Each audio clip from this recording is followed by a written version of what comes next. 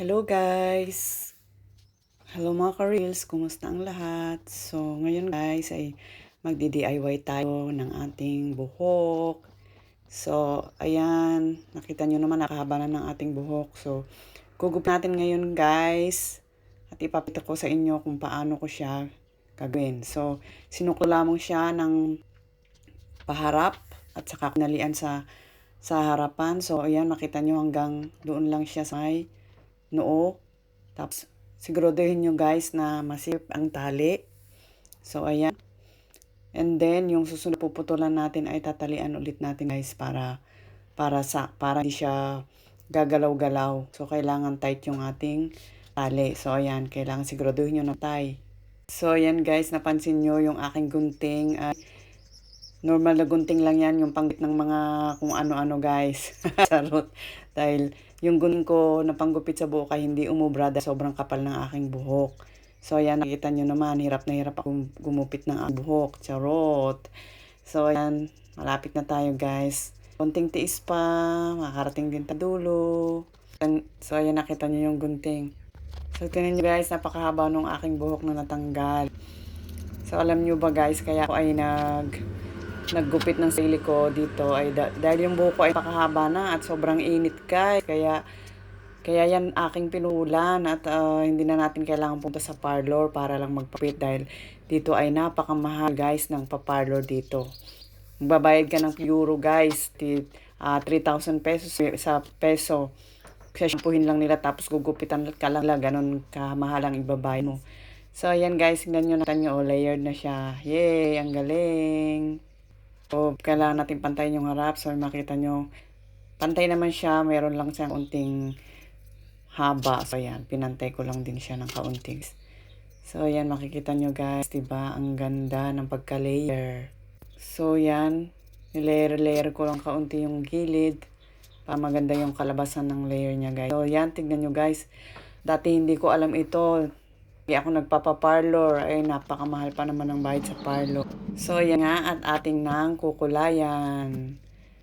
So, yan bumili lang ako ng kulay sa store.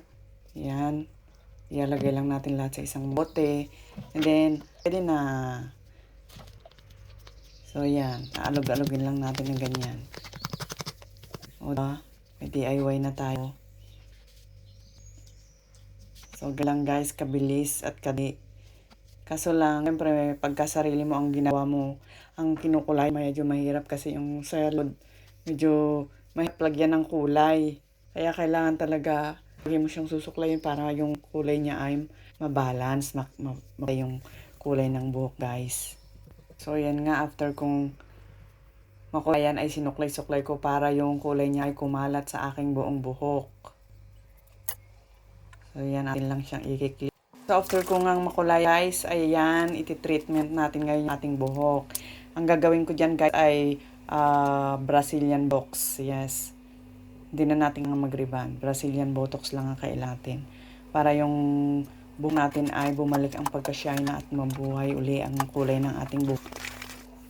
So, yan, nakita niyo yung aking kulay ng buhok ay, ang nilagay ko dyan kulay ay blonde. Pero, dahil sa yung buhok ko ay itim-itim, hindi siya masyadong medyo namula lang siya ng kaun guys. Kasi, pagka dark buhok mo, yung kulay na i-apply mo ay hindi niya ma-achieve yung kulay na ginamit mo. Gusto mong ma-achieve yung kulay na ginamit mo guys, kung gusto mo ng blonde ay kailangan mong i-brush yung buhok mo para yung blonde kulay na gusto mo ay kakapit. So, nga guys, hindi ko nakita yung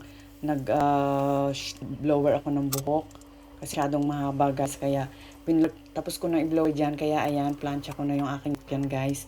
Ganun ang process ng Brazilian botox, hindi na natin siya kailangang banlawan. Ibababad lang 5 minutes sa buhok natin, hindi rin siya ibabad hanggang 1 hour para mas lalong kumapit yung gamot sa buhok. Ayan, so ayan, paplansay natin ng paplansay matapos. So ayan, nakita guys, ang hirap pag isa ka lang, diba? Pero kailangan natin gain kasi mahal ng bayad guys. So yan na guys, yung kinalabasan ng ating DIY. I love it. Perfect. Tingnan nyo nga, para kang nagpa-parlor, diba? O, ang ganda pa ng kulay, diba? O guys, try nyo na din guys sa sarili nyo. Malaking matitipid nyo guys. O, di ba? Thanks for watching. Don't forget to follow and share my video, guys. Thank you. Ingat po ang lahat. Bye-bye. God bless you all. Oh, shiny na yung ating buhok. Ang ganda talaga niya, guys. O, tingnan niyo.